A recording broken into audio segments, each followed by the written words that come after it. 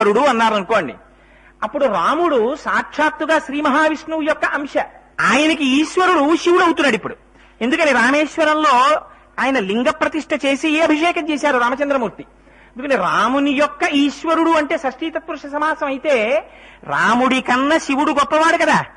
రాముని కన్నా శివుడు గొప్పవాడా, లేకపోతే రాముని ఈశ్వరునిగా కలిగినటువంటి వాడైతే శివుని కన్నా రాముడు గొప్పవాడా? ఏది కరెక్ట్ వీటి రెండింటిల్లో అంటే రెండు పక్షాలు అయిపోయారు. కొంతమంది అన్నారు షష్ఠీ తత్పురుష సమాసం అన్నారు, కొంతమంది అన్నారు బహువ్రీహి సమాసం అన్నారు. పెద్ద చర్చ అయింది. వాళ్ళు దేవతలు కదా, ఎందుకు మనం దెబ్బలాడుకోవడం, వెడదాం వైకుంఠానికి వెళ్ళి అడుగుదాం అన్నారు. అందరూ బయలుదేరి వైకుంఠానికి వెళ్లారు.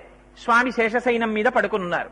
శాంతాకారం భుజగశయనం పద్మనాభం సురేశం విశ్వాకారం గగన సదృశం మేఘవర్ణం శుభాంగం లక్ష్మీకాంతం కమలనయనం యోగిహృద్యానగమ్యం వందే విష్ణుం భవభయహరం సర్వలోకైకనాథం అని స్తోత్రం చేశాడు. ఆయన